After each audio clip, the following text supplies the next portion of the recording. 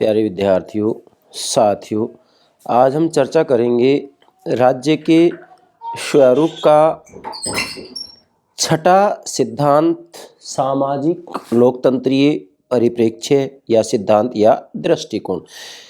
अर्थात राज्य के स्वरूप का आज हम छठा परिप्रेक्ष्य ले रहे हैं और छठे परिप्रेक्ष्य या सिद्धांत में इसका चौथा भाग ले रहे हैं। और चौथे भाग में आज हम Harold Joseph Laski means H.J. Laski के विचारों की चर्चा करेंगे।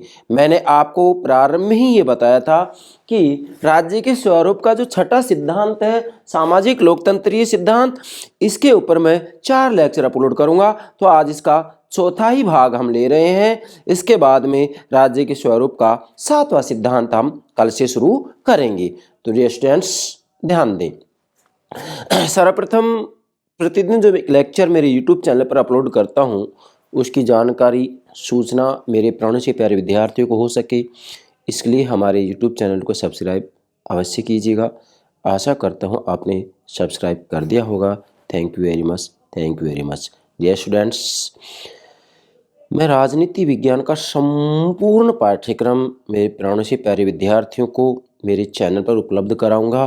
फिर चाहे वह स्नातक स्तर की बात हो, स्नातकोत्तर स्तर की बात हो, या फिर UGC नेट की बात हो, कॉलेज लेक्चरर की बात हो, स्कूल लेक्चरर की बात हो, या राजनीति विज्ञान का पाठ्यक्रम किसी भी प्रतियोगिता परीक्षा में आपसे पूछा जाता है, उन सभी को ध्यान में रखते हुए मैं संपूर्ण राजनीति विज्ञान का पाठ्यक्रम मेरे चैनल पर मेरे प्राणों से प्यारे विद्यार्थियों को गंभीरता से, गहराई से, उसके अंतः स्थल तक जाकर आपको समझाने का प्रयास करूंगा। यस स्टूडेंट्स, ध्यान दें।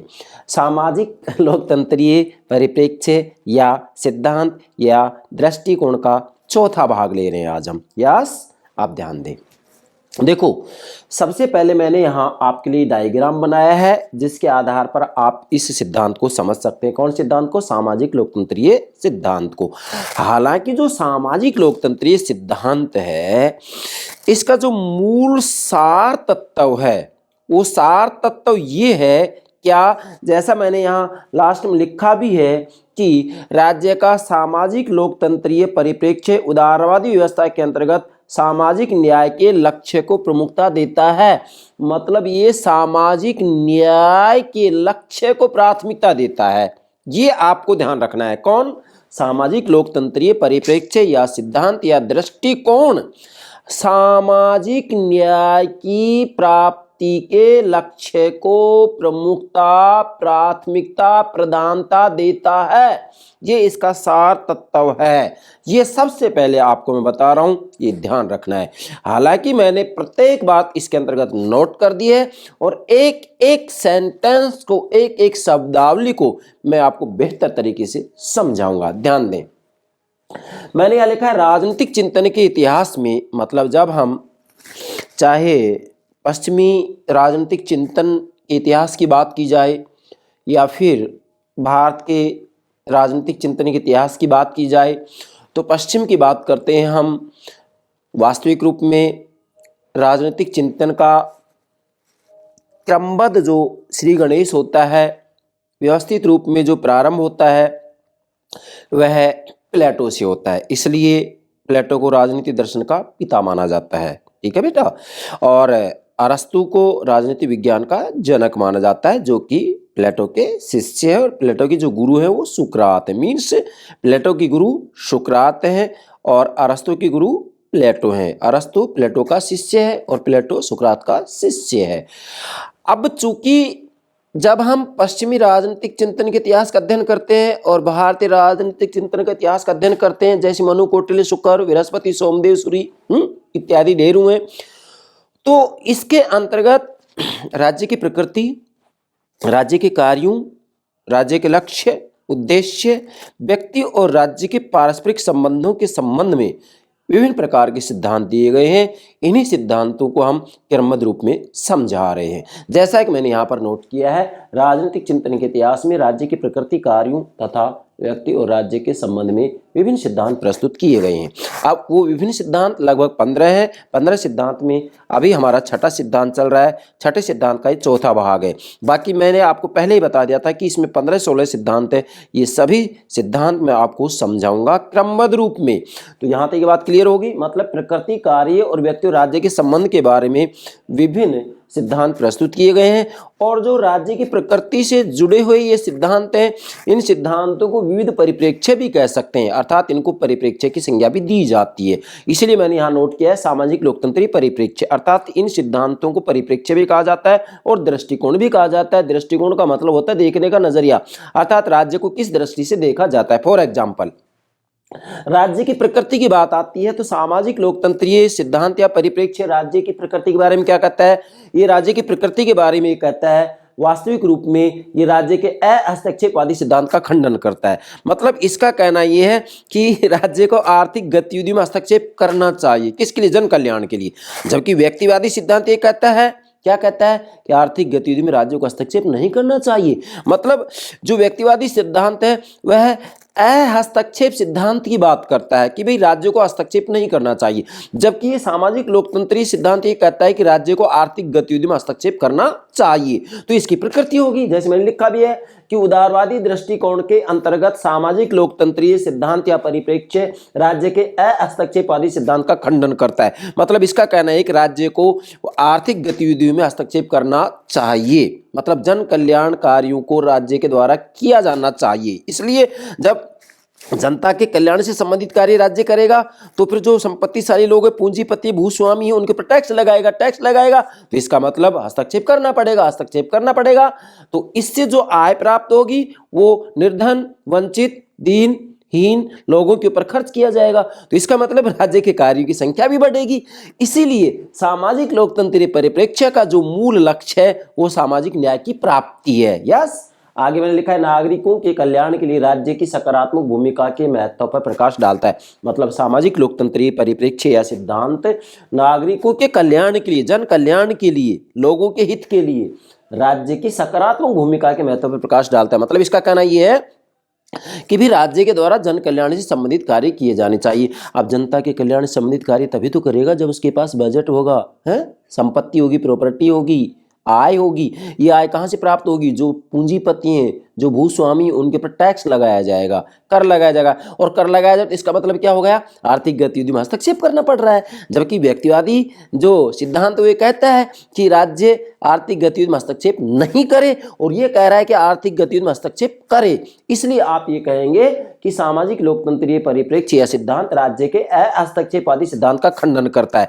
मतलब इसका कहना है कि राज्य को आर्थिक गतिविधियों में हस्तक्षेप करना चाहिए, किसके लिए? जन कल्याण के लिए, सामाजिक न्याय की प्राप्ति के लिए। यस, तो यहां तक ये बात क्लियर हो गई है। अब आगे बढ़ते हैं। देखिएगा, सामाजिक लोकतंत्रीय परिप्रेक्ष्य सिद्धांत के मुख्य प्रतिनिधि एच.जे. लास्की, हेरल्ड जोसेफ लास्की, जिसकी चर्चा आज हम कर रहे हैं। एच.जे. लास्की के विचार, अर्थात यहाँ ये इसका चौथा भाग ले रहे हैं हम, जैसे हमने नोट भी कर दिया, सामाजिक लोकतंत्रीय परिप्रेक्ष्य का चौथा भाग ले रहे हैं, जिसमें आज हम एच.जे. लास्की की चर्चा करेंगे, जो कि सामाजिक लोकतंत्रीय सिद्धांत या परिप्रेक्ष्य का मुख्य प्रतिनिधि है। एग्जाम पूछा जा सकता है। हालांकि लास्की से पहले, जैसे मैंने लिखा दिया, इससे पहले, मतलब लास्की से पहले J.S. Mill, John Stuart Mill, T.S. Green, Thomas Hill Green और L.T. हॉबहाउस ने राज्य की सकारात्मक भूमिका के ऊपर जो है अपने विचार दे दिए थे कि भी राज्य के द्वारा जो है जन कल्याण से संबंधित कार्यों को बढ़ावा दिया जाना चाहिए, और ये तभी संभव होगा जबकि आर्थिक गतिविधियों में राज्य हस्तक्षेप करे। तो ये चारों के चारों ये कह रहे हैं कि भाई राज्य को आर्थिक गतिविधि में हस्तक्षेप करना चाहिए। जो पूंजीपति है, संपत्तिशाली, भूस्वामी है, उनके ऊपर टैक्स लगाए, कर लगाए, और उस कर से जो आय प्राप्त हो रही है उसको जो है जनता के कल्याण के ऊपर खर्च किया जाना चाहिए। ये बात ये कह रहे हैं। मैंने आगे लिखा है, यह चिंतन, मतलब इन चारों का चिंतन लास्की, मिल, ग्रीन और L.T. हॉबहाउस, यह चिंतन कल्याणकारी राज्य की संकल्पना का सैद्धांतिक आधार प्रस्तुत करता है।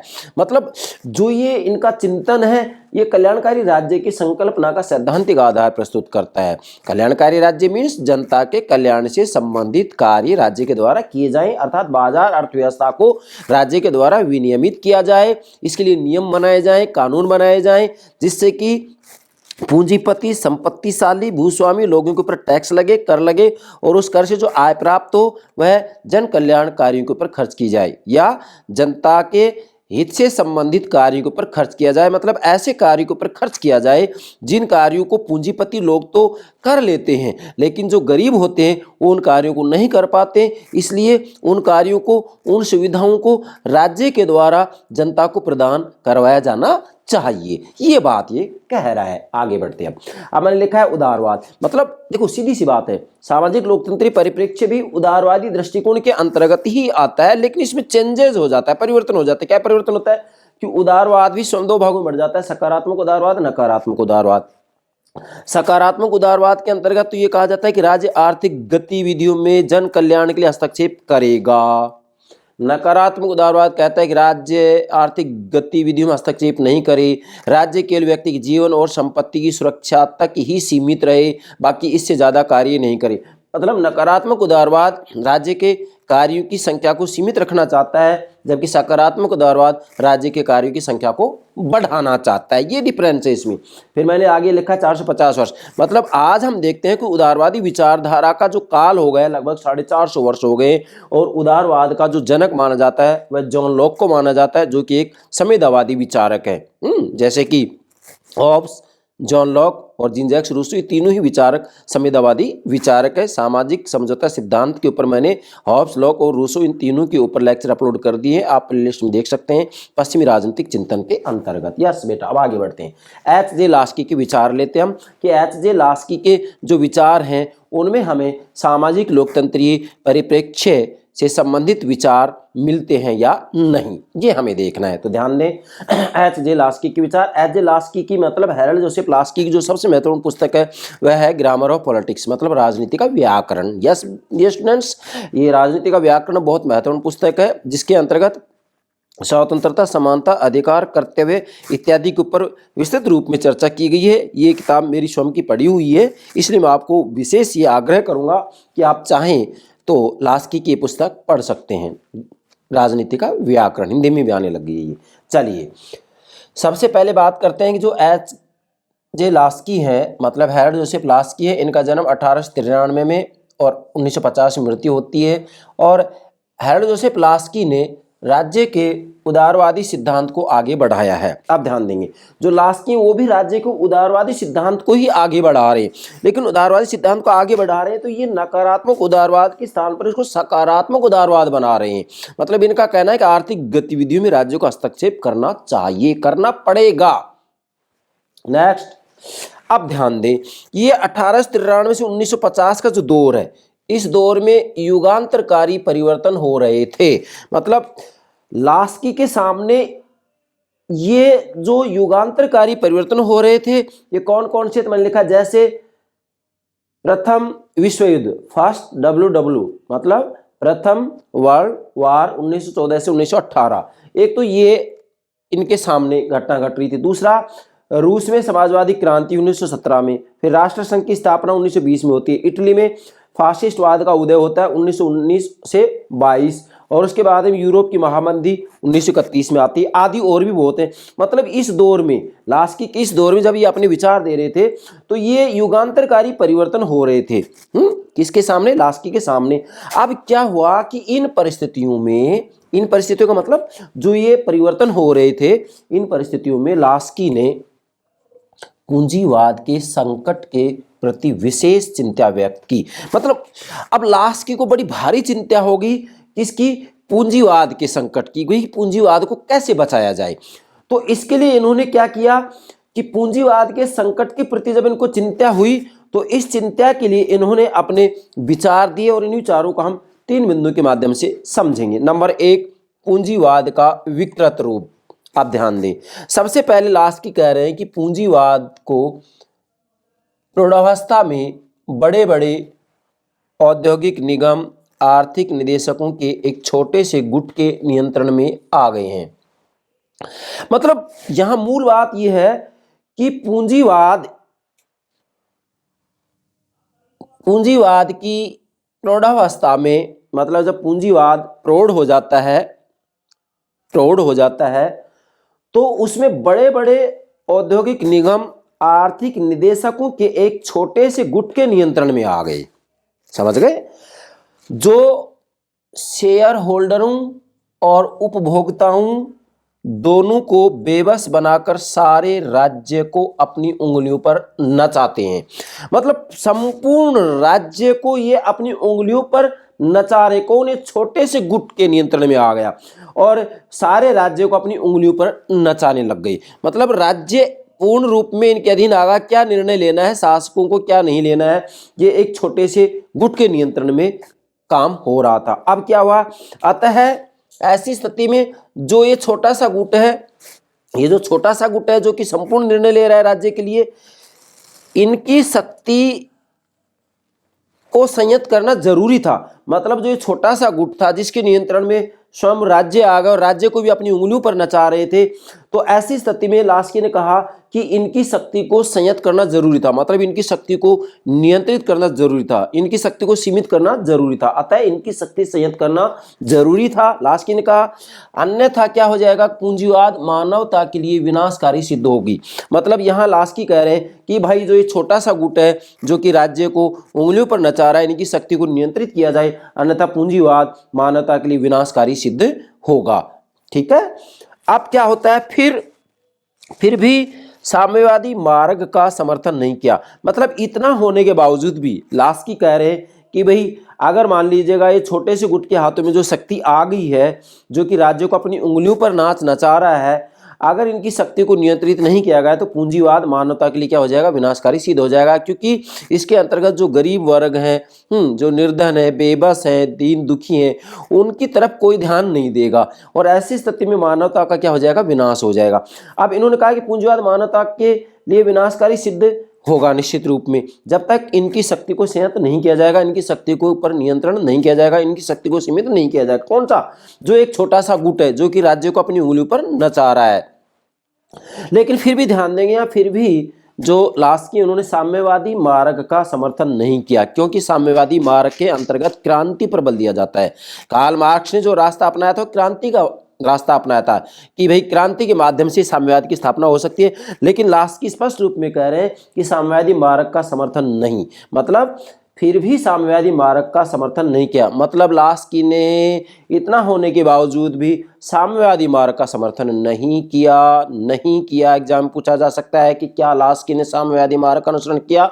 जी नहीं, बिल्कुल भी नहीं किया। तो फिर क्या किया इन्होंने उदार लोकतंत्र के ढांचे से अपने लक्ष्य सिद्ध कर सकते हैं। मतलब इन्होंने कहा, लास्की ने कहा कि उदार लोकतंत्र के ढांचे से अपने लक्ष्य सिद्ध कर सकते हैं। मतलब वास्तविक रूप में उदारवादी लोकतांत्रिक ढांचे से अपने लक्ष्य को प्राप्त किया जा सकता है। मतलब एक तरफ यहाँ स्वतंत्रता भी रहेगी, दूसरी तरफ समानता के ऊपर भी बल दिया जाएगा। अर्थात वास्तविक रूप में यहाँ पर राज्य के द्वारा जो पूंजीपति लोग हैं, जो भूस्वामी, उनके ऊपर टैक्स लगाया जाएगा और उससे जो आय प्राप्त होगी वह जनहित पर खर्च की जाएगी, जनता के कल्याण पर खर्च की जाएगी। तो इससे वास्तविक रूप में जनहित से संबंधित कार्य भी हो रहे हैं और इसी के साथ में पूंजीपतियों को भी नियंत्रित किया जा रहा है। इसलिए यहाँ जो परिवर्तन किया जाएगा वो परिवर्तन क्रांति के माध्यम से नहीं होगा, बल्कि शांतिपूर्वक तरीके से, लोकतांत्रिक तरीके से, संवैधानिक तरीके से किया जाएगा। इसलिए यहाँ कहा है कि उदार लोकतंत्र के ढांचे से अपने लक्ष्य सिद्ध कर सकते हैं। लास्की कह रहे हैं ये बात। फिर आगे लास्की कह रहे हैं कि लास्की, मैंने यहाँ अलग से नोट किया है, लास्की समाजवाद के ध्येय और लोकतंत्र की प्रणाली को एक साथ मिलाने का समर्थन किया और राज्य के कल्याणकारी कार्यों को विशेष महत्व दिया। अब इसमें कंप्लीट बात आ जाती है पीछे वाली। क्या? लास्की ने समाजवाद के ध्येय और लोकतंत्र की प्रणाली को एक साथ मिलाने का समर्थन किया। मतलब लास्की स्पष्ट रूप में कह रहे हैं कि ठीक है, समाजवाद का जो ध्येय है उसको प्राप्त करो, आप समानता लाओ, कोई दिक्कत नहीं है, लेकिन समाजवाद के ध्येय और लोकतंत्र की प्रणाली को एक साथ मिलाने का समर्थन किया इन्होंने कहा कि समाजवाद तो आप लाओ, कोई दिक्कत नहीं है, लेकिन समाजवाद की जो प्राप्ति की जाएगी वह साम्यवादी तरीके से नहीं की जाए, बल्कि लोकतांत्रिक तरीके से हो। इसलिए इन्होंने लोकतंत्र की प्रणाली को एक साथ मिलाने का समर्थन किया। मतलब समाजवाद के ध्येय को प्राप्त करने के लिए लोकतंत्र की प्रणाली को एक साथ मिलाने का प्रयत्न किया। इनका कहना है कि समाजवाद की प्राप्ति लोकतांत्रिक तरीके से की जाए। और फिर कहा है और राज्य के कल्याणकारी कार्यों को विशेष महत्व दिया। मतलब लास्की ने स्पष्ट रूप में कहा कि राज्य जन कल्याण से संबंधित कार्य करे, लेकिन वास्तव में यहाँ समाजवाद के ध्येय को प्राप्त करने का जो समर्थन है वो लास्की भी कर रहे हैं, लेकिन अंतर है ये क्रांति के माध्यम से नहीं होगा बल्कि लोकतांत्रिक तरीके से प्राप्त किया जाएगा। जैसा कि इसके लिए अलग से एक विचारधारा दी जाती है, लोकतांत्रिक समाजवाद की विचारधारा। लोकतांत्रिक समाजवाद की विचारधारा को मैंने अलग से अपलोड भी कर दिया है, आप प्लेलिस्ट में देख सकते हैं, राजनीतिक विचारधाराओं के अंतर्गत। बेटा मैंने ये स्पष्ट रूप में सारी की सारी विचारधारा समझा रखी है। चलिए आगे बढ़ते हैं। फिर यहाँ जो लास्की हैं वो तर्क दे रहे हैं कि कर से सामाजिक सेवाएं और कर लगाकर आर्थिक विषमताओं को कम किया जा सकता है या किया जाना चाहिए। मतलब स्पष्ट रूप में लास्की कह रहे हैं कि राज्य के कल्याणकारी कार्यों को इन्होंने विशेष महत्व दिया। अब राज्य के कल्याणकारी कार्यों को विशेष महत्व दिया तो मुझे बताइए आप कि जब राज्य कल्याणकारी कार्य करेगा, जनता के हित के लिए कार्य करेगा, मतलब जो निर्धन वर्ग है, दीनहीन है, दुखी हैं, असक्षम हैं, उनकी जब राज्य सहायता करेगा तो उसके लिए धन चाहिए। धन कहाँ से आएगा? तो इसके लिए लास्की तर्क दे रहे हैं। क्या तर्क दे रहे हैं? ये तर्क दे रहे हैं लास्की कि सबसे पहले जो पूंजीपति, संपत्तिशाली, भूस्वामी, उनके ऊपर टैक्स लगाया जाए, कर लगाया जाए, और कर से जो आय प्राप्त होगी उस आय से, उस इनकम से जो है सामाजिक सेवाएं की जाएं। मतलब जो निर्धन है, दीनहीन है, गरीब हैं, उनके कल्याण के ऊपर उस संपत्ति को, उस इनकम को, आय को खर्च किया जाए। टैक्स से जो आय प्राप्त हो रही है, ये लास्की तर्क दे रहे हैं। और फिर लास्की कह रहे हैं कि कर लगाकर आर्थिक विषमताओं को कम किया जाना चाहिए। मतलब जो संपत्तिशाली हैं, पूंजीपति हैं, भूस्वामी हैं, जिनकी संपत्ति सीमा से ज़्यादा है, जिनके पास इनकम सीमा से ज़्यादा है, एक सीमा निर्धारित की जाए राज्य के द्वारा, और उस सीमा से अधिक यदि उनके पास इनकम है तो उसके ऊपर कर लगाया जाए। और कर जब लगाया जाएगा तो कर लगा करके आर्थिक विषमताओं को, मतलब आर्थिक असमानताओं को कम किया जाना चाहिए। लास्ट ये कह रहे हैं कि धीरे धीरे धीरे धीरे धीरे धीरे जो आर्थिक असमानता में गैप है, अंतराल है, एक तरफ अमीर दूसरी तरफ गरीब, तो यहाँ पर लास्की अमीरी और गरीबी के अंतराल को, गैप को धीरे धीरे धीरे धीरे धीरे धीरे धीरे धीरे कम करने की बात कर रहे हैं। और किसके माध्यम से? टैक्स के माध्यम से, कर के माध्यम से। यस, ये तर्क दे रहे हैं लास्की।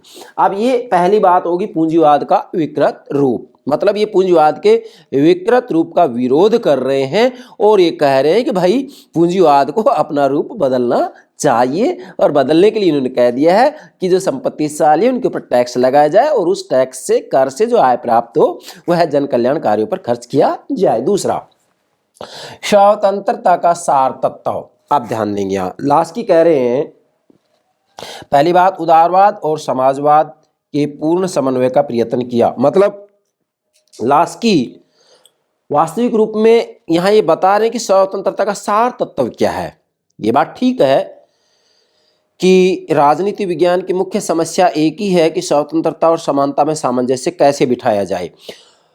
तो आप किसी भी विचारधारा का अध्ययन करेंगे या तो स्वतंत्रता के ऊपर बल देती है या समानता पर, लेकिन यहाँ इन दोनों में समन्वय की बात की जा रही है, अति की बात नहीं की जा रही। जैसे कि लिखा है मैंने, उदारवाद और समाजवाद के पूर्ण समन्वय का प्रयत्न किया। मतलब लास्की स्पष्ट रूप में कह रहे हैं कि उदारवाद और समाजवाद के पूर्ण समन्वय का प्रयत्न किया जाए। लास्की कह रहे हैं कि उदारवाद का केंद्र बिंदु तो क्या होता है? स्वतंत्रता, और समाजवाद का केंद्र बिंदु क्या होता है? समानता। तो यहाँ पर लास्की ने स्वतंत्रता और समानता में समन्वय या सामंजस्य बिठाने की बात की है। और इनका कहना है कि जो पूंजीपति भूस्वामी है उनके पर जब कर लगाया जाएगा तो इसका मतलब उनकी स्वतंत्रता कम होगी, लेकिन इसी के साथ में उस कर से जो आय प्राप्त होगी वह गरीब लोगों के ऊपर खर्च किया जाएगा, जनता के कल्याण से संबंधित कार्यों पर खर्च किया जाएगा। तो इससे धीरे धीरे क्या होगा? आर्थिक विषमता का जो गैप है वो कम होगा, मतलब धीरे धीरे धीरे आर्थिक समानता आएगी। तो स्पष्ट है यहाँ कि स्वतंत्रता और समानता में समन्वय की बात कर रहे हैं लास्की। इसलिए आप नोट कर सकते हैं उदारवाद और समाजवाद के पूर्ण समन्वय का प्रयत्न किया है। किसने? लास्की ने। आगे बढ़ते हैं। लास्की की एक बहुत महत्वपूर्ण कृति है, पुस्तक है liberty in the modern state. मतलब आधुनिक राज्य में स्वतंत्रता, liberty in the modern state 1930 में लिखी है। और इसमें लास्ट ने तर्क दिया है, क्या तर्क दिया कि स्वतंत्रता की जो परिभाषा ग्रीन ने दी है वह वर्तमान युग में स्वतंत्रता की नकारात्मक संकल्पना से अधिक महत्वपूर्ण है। मतलब जो टी.एच. ग्रीन है, थॉमस हिल ग्रीन है, जिसके कि मैंने पार्ट 2 में चर्चा की है। थॉमस हिल ग्रीन ने जो स्वतंत्रता की परिभाषा दी है, स्पष्ट रूप में कहा है कि भाई स्वतंत्रता का मतलब ये नहीं है कि प्रतिबंधों का अभाव, मतलब व्यक्ति कोई भी कार्य करे उसे करने दिया जाए, नहीं नहीं नहीं, ऐसा नहीं है। व्यक्ति को केवल वही कार्य करने की अनुमति होगी जो कार्य व्यक्ति को करने चाहिए, जिससे कि उसके व्यक्तित्व का विकास हो, उसका अहित नहीं हो। तो वास्तविक रूप में स्वतंत्रता की भी जो अवधारणा है, इसके दो पार्ट हो जाते हैं, नकारात्मक स्वतंत्रता, सकारात्मक स्वतंत्रता। नकारात्मक स्वतंत्रता के अंतर्गत तो ये कहा जाता है कि भाई यहाँ प्रतिबंधों का अभाव होगा, मतलब व्यक्ति कोई भी कार्य करे उसके ऊपर कोई प्रतिबंध नहीं होगा। लेकिन सकारात्मक स्वतंत्रता ये कहेगी कि व्यक्ति के हित के लिए, व्यक्ति के जीवन की रक्षा के लिए व्यक्ति की स्वतंत्रता के ऊपर प्रतिबंध लगाया जाना जरूरी है। यस, तो यहाँ वास्तव में जो ये लास्ट की है, ये कह रहे हैं स्वतंत्रता की जो परिभाषा ग्रीन ने दी है वह वर्तमान युग में स्वतंत्रता की नकारात्मक संकल्पना से अधिक महत्वपूर्ण है। मतलब जो नकारात्मक संकल्पना है स्वतंत्रता की, भाई व्यक्ति कोई भी कार्य करे, कोई प्रतिबंध नहीं होगा, ये स्वीकार नहीं होगा आधुनिक युग में, क्योंकि वास्तविक रूप में व्यक्ति को वही कार्य करने चाहिए जो उसके हित में हो। और अगर वह ऐसे कार्य कर रहा है जो उसके हित में नहीं है तो राज्य के द्वारा वो कार्य नहीं करने दिए जाएंगे। मतलब यहाँ पर उसकी स्वतंत्रता के ऊपर प्रतिबंध लगाया जाएगा। जैसे मैं उदाहरण दे रहा हूँ, जैसा कि जे.एस. मिल ने भी कहा है स्पष्ट रूप में कि एक व्यक्ति पुल को क्रॉस कर रहा है और पुल आगे से टूटा हुआ है, वहाँ पर एक ट्रैफिक पुलिस वाला खड़ा हुआ है और एक बाइक वाले को या 4 व्हीलर ड्राइवर को रोक रहा है कि आगे मत जाइएगा, पुल टूटा हुआ है। तो क्या ऐसी स्थिति में वो ये कहेगा कि मेरी स्वतंत्रता छीनी जा रही? नहीं नहीं नहीं नहीं, उसकी स्वतंत्रता को छीना नहीं जा रहा, बल्कि उसको और ज़्यादा आज़ाद किया जा रहा है, स्वतंत्र किया जा रहा है। क्यों? क्योंकि उसकी मरने की इच्छा नहीं है। क्योंकि आगे यदि वो जाएगा तो पुल टूटा हुआ तो नीचे गिरेगा तो मर जाएगा। तो इस व्यक्ति की मरने की इच्छा नहीं है, इसलिए उसको और ज़्यादा स्वतंत्र किया जा रहा है। आप इस एग्जाम्पल से समझ सकते हैं। तो यहाँ पर ये बात आ गई, यहाँ नकारात्मक संकल्पना से अधिक महत्वपूर्ण है। फिर ये कह रहे हैं कि स्वतंत्रता का जो सार तत्व है, लास्ट की कह रहे हैं कि स्वतंत्रता का जो सार तत्व है वह सार तत्व क्या है? सामुदायिक जीवन में योगदान की क्षमता हो। मतलब स्वतंत्रता का सार तत्व ये है कि सामुदायिक जीवन में योगदान की क्षमता होनी चाहिए। अब ये योगदान की क्षमता कब होगी? ये योगदान की क्षमता तभी संभव होगी जब विशिष्ट परिस्थितियों में मौजूद हो जिनमें व्यक्ति इस तरह का योगदान कर सके। आप ध्यान देंगे, मतलब पहली बात तो यह है कि सामुदायिक जीवन में योगदान की क्षमता हो। एक व्यक्ति सामुदायिक जीवन में अपना योगदान दे सके, ऐसी क्षमता यदि उसके पास है तो वह स्वतंत्र है। और ये कब संभव है? ये तभी संभव है, नोट करेंगे, तभी संभव है जबकि दो बातें मौजूद होंगी। मैंने लिखा भी यहाँ, नंबर 1, विशिष्ट परिस्थितियां मौजूद हों जिनमें व्यक्ति इस तरह का योगदान कर सके। मतलब ऐसी परिस्थितियां उपलब्ध होनी चाहिए जिनमें व्यक्ति इस तरह का योगदान कर सके, मतलब सामुदायिक जीवन में अपना योगदान कर सके। और दूसरा जो है वो है कि उसके मार्ग में कोई संस्थाजन्य बाधा न हो। जैसे मान लीजिएगा एक व्यक्ति इतना निर्धन हो कि वह किसी भी रूप में अपना कोई योगदान दे ही ना सके, तो ऐसी व्यवस्था नहीं होनी चाहिए। मतलब ऐसी उसके मार्ग में कोई संस्थाजन्य बाधा न हो जिससे कि वो सामुदायिक जीवन में योगदान देने की क्षमता ही ना रखे। तो सबसे पहले ये दोनों बातें मौजूद होनी चाहिए। और उसके बाद मैंने लिखा है कि अधिकारों की व्यवस्था से प्रथम शर्त पूरी होती है और नियामक कानून बनाकर दूसरी शर्त पूरी होती है। मतलब लास्ट की कह रहे हैं कि जो अधिकारों की व्यवस्था कर दी जाती है राज्य के द्वारा कि भी लोगों को ये अधिकार होंगे, तो अधिकारों की व्यवस्था से प्रथम शर्त पूरी हो जाती है, अर्थात विशिष्ट परिस्थितियां मौजूद होती हैं जिनमें व्यक्ति इस तरह का योगदान कर सके। मतलब व्यक्तियों को अधिकार दिए जाते हैं राज्य के द्वारा, तो इससे ये प्रथम शर्त पूरी होती है। और जो नियामक कानून बनाए जाते हैं राज्य के द्वारा, उनसे इसकी दूसरी शर्त पूरी होती है, अर्थात उसके मार्ग में कोई संस्थाजन्य बाधा ना हो। मतलब क्रम से अधिकारों से प्रथम शर्त पूरी होती है और नियामक कानून से ये जो दूसरी शर्त है ये पूरी होती है। इनको आप नोट कीजिएगा, एग्जाम में किसी भी रूप में प्रश्न पूछा जा सकता है। तो यहाँ स्वतंत्रता का जो सार तत्व है वह सामुदायिक जीवन में योगदान की क्षमता, और योगदान की क्षमता कब संभव होगी? ये दो बातें मौजूद होनी चाहिए और दोनों के लिए अधिकार और कानून बना करके शर्तें पूरी कर दी जाती है। आप बेटा ये दोनों बातें नोट करेंगे। मैंने बहुत ही सार रूप में सभी बातें यहाँ आपको बता दी हैं। तीसरा, कल्याणकारी राज्य का उदय। अब एच.जे. लास्की जो है वो कल्याणकारी राज्य के उदय के बारे में क्या कह रहे हैं, ध्यान देंगे। लास्की राज्य को ऐसा संगठन माना है जो सर्वसाधारण को यथासंभव बड़े से बड़े पैमाने पर सामाजिक हित की सिद्धि में सहायता देता है। अब ध्यान दें, सबसे पहले तो लास्की क्या करें यहाँ कि लास्की ने राज्य को एक ऐसा संगठन माना है। ध्यान देंगे, लास्की ने राज्य को एक ऐसा संगठन माना है जो सर्वसाधारण को यथासंभव बड़े से बड़े पैमाने पर सामाजिक हित की सिद्धि में सहायता देता है। एक ऐसा मतलब संगठन माना है, एक ऐसा जो है समुदाय माना है जो कि बड़े से बड़े पैमाने पर सामाजिक हित की सिद्धि में सहायता देता है या सहायता देता है। और आधुनिक राज्य, ध्यान दें, आधुनिक राज्य कल्याण के सारे कार्य हाथ में लेता है। अब ध्यान देंगे, मतलब लास्की कह रहे हैं कि जो आधुनिक राज्य है वह जन कल्याण के या कल्याणकारी जो कार्य हैं, मैंने लिखा भी आधुनिक राज्य कल्याणकारी, राज्य का जो कल्याणकारी कार्य है, आधुनिक राज्य कल्याण के, जन कल्याण के सारे कार्य हाथ में लेता है। मतलब लास्की कह रहे हैं जो आधुनिक राज्य है वह जनता के कल्याण से संबंधित सभी कार्यों को अपने हाथ में लेता जा रहा है। स्पष्ट है बात। इसलिए आज के राज्य को हम पुलिस राज्य नहीं कहते हैं बल्कि कल्याणकारी राज्य कहते हैं, हाथ में लेता है। और ऐसी स्थिति में जब ये सारे कार्य अपने हाथ में लेता है तो इसमें विशेषकर निर्धन वर्ग को वो सुविधाएं दी जाती हैं, मतलब कल्याणकारी राज्य के द्वारा।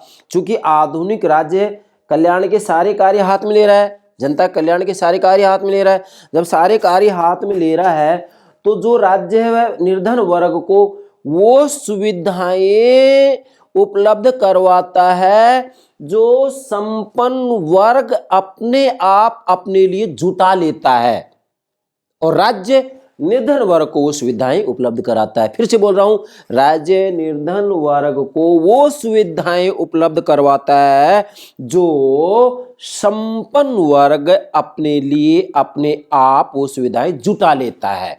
जब राज्य ऐसे कार्य करता है तो इसे ही कल्याणकारी राज्य की संज्ञा दी जाती है। यस बेटा, क्लियर। अब हम इसका निष्कर्ष निकालेंगे और निष्कर्ष के बाद में संक्षेप में जो महत्वपूर्ण बात है उसकी चर्चा करेंगे। ये आपको दोनों बातें समझना निहायत जरूरी है, अन्यथा ये लेक्चर अधूरा रहेगा। ध्यान दें, निष्कर्ष निकालते हैं अब हम। बेटा, जब हम निष्कर्ष निकालेंगे इसका सामाजिक लोकतंत्रीय परिप्रेक्ष्य का, जिसके अंतर्गत लास्की के विचारों की चर्चा करें, निष्कर्ष क्या निकलेगा कि लास्की ने पूंजीवादी राज्य को नया रूप देने के लिए आर्थिक शक्ति के लोकतंत्रीकरण का सुझाव दिया। आप ध्यान देंगे, नंबर एक बात क्या कि लास्की ने पूंजीवादी राज्य को नया रूप देने के लिए आर्थिक शक्ति के लोकतंत्रीकरण का सुझाव दिया है। मतलब लास्की स्पष्ट रूप में कह रहे हैं कि भी आर्थिक शक्ति का लोकतंत्रीकरण कर दिया जाए। किसके लिए? जिससे कि पूंजीवाद को जो है नया रूप दिया जा सके। क्यों?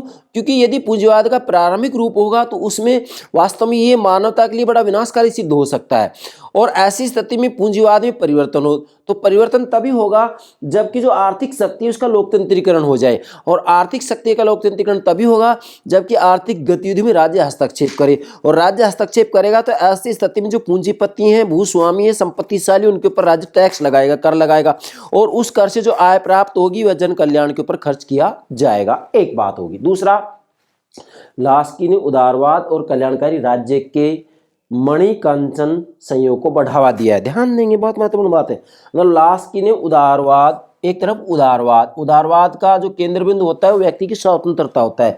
उदारवाद और कल्याणकारी राज्य के मणिकांचन संयोग को बढ़ावा दिया है। मतलब लास्की ने स्पष्ट रूप में उदारवाद को कल्याणकारी राज्य के साथ जोड़ दिया है, इसलिए इसको मणिकांचन संयोग की संज्ञा दी है। मणिकांचन संयोग का मतलब होता है जैसे मणि है एक प्रकार का रत्न होगा, कांचन मतलब सोना, जैसे कि सोना और रत्न का संयोग होता है, वैसे ही कल्याणकारी राज्य और उदारवाद के संयोग की बात कर रहा है ये। इसका कहना है कि ठीक है, उदारवाद अर्थात व्यक्ति की स्वतंत्रता को भी महत्व दिया जाए, लेकिन इसके साथ में जनता के कल्याण से संबंधित कार्यों के ऊपर ही बल दिया जाए। जो दीन दुखी हैं, जो निर्धन है, जो असक्षम है, दीनहीन है, उनकी तरफ भी राज्य को ध्यान दिया जाना चाहिए। इसलिए लास्की ने उदारवाद और कल्याणकारी राज्य के मणिकांचन संयोग को बढ़ावा दिया है। दो बात।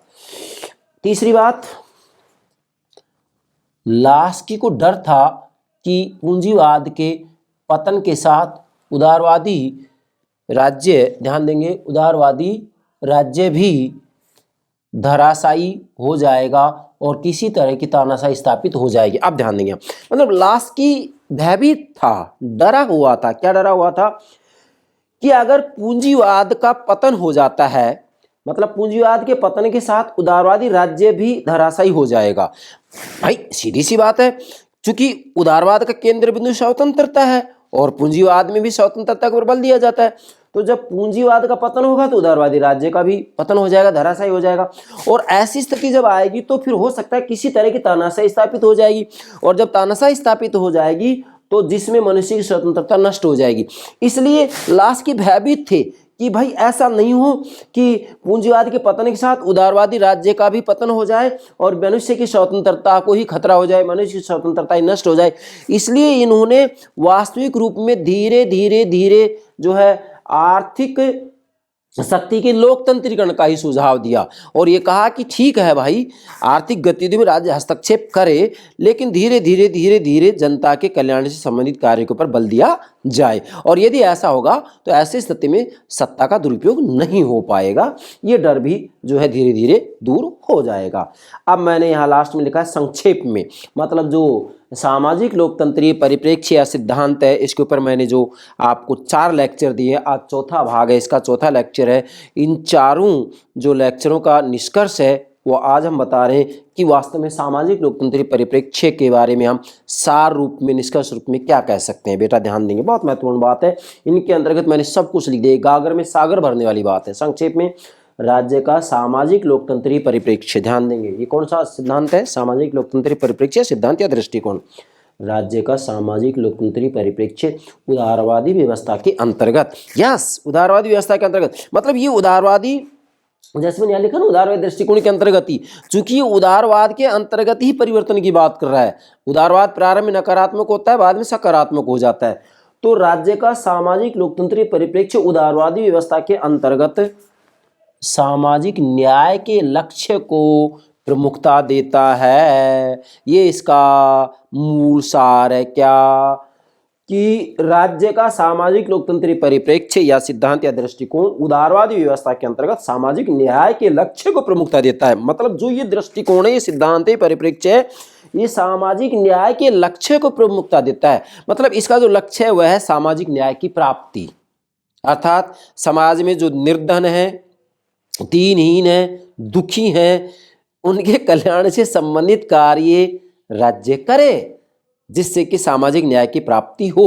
अब यहाँ आपके सामने समस्या आ रही है कि सर सामाजिक न्याय क्या है? मैं नोट कर दिया यहाँ सामाजिक न्याय क्या है, मैं इसको व्यापक रूप में समझाऊंगा। यहाँ मैंने नोट संक्षेप में किया है। सामाजिक न्याय क्या है, ध्यान दें, what do you means by social justice? सामाजिक न्याय से आप क्या समझते हैं? तो मैंने लिखा है सामाजिक न्याय, आप नोट करें बेटा इसको व्यापक रूप में, सामाजिक न्याय एक ऐसी नीति या व्यवस्था है, नोट करें सामाजिक न्याय, जैसे मैंने लिखा भी यहाँ, सामाजिक न्याय एक ऐसी नीति या व्यवस्था है, एक नीति या व्यवस्था है जिसके अंतर्गत समाज के मूल्यवान संसाधन और सुख के स्रोतों को धनवान वर्गों के हाथों में केंद्रित न होने दे, बल्कि निर्धन लोगों को भी, दीनहीन लोगों को भी, दीन दुखी लोगों को भी, असक्षम लोगों को भी वो सुख सुविधाएं और संसाधन प्राप्त हों, ऐसी व्यवस्था राज्य के द्वारा की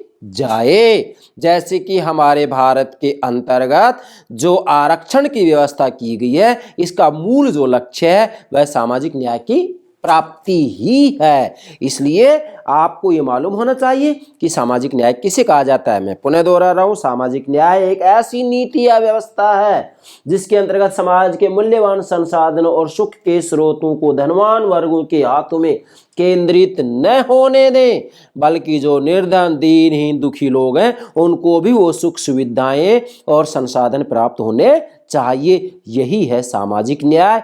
तो मैं पुनः कह रहा हूं, सामाजिक लोकतंत्रीय परिप्रेक्ष्य या सिद्धांत उदारवादी व्यवस्था के अंतर्गत सामाजिक न्याय के लक्ष्य को प्रमुखता देता है। मतलब सामाजिक लोकतंत्रीय सिद्धांत या परिप्रेक्ष्य या दृष्टिकोण का जो मुख्य लक्ष्य है वह है सामाजिक न्याय को प्रमुखता देना। मैं पुनः कह रहा हूं कि राज्य का सामाजिक लोकतंत्र परिप्रेक्ष्य उदारवादी व्यवस्था के अंतर्गत सामाजिक न्याय के लक्ष्य को प्रमुखता देता है। मतलब जो ये सामाजिक लोकतंत्री सिद्धांत या परिप्रेक्ष्य है, यह सामाजिक न्याय या सोशल जस्टिस, सामाजिक न्याय के लक्ष्य को प्रमुखता देता है। और सामाजिक न्याय क्या है यह मैंने आपको यहाँ नोट भी कर दिया है और समझा भी दिया है। तो मुझे पूरा विश्वास है आप राज्य के स्वरूप का जो छठा सिद्धांत है, सामाजिक लोकतंत्रीय सिद्धांत या परिप्रेक्ष्य या दृष्टिकोण, यह ठीक से समझ गए होंगे।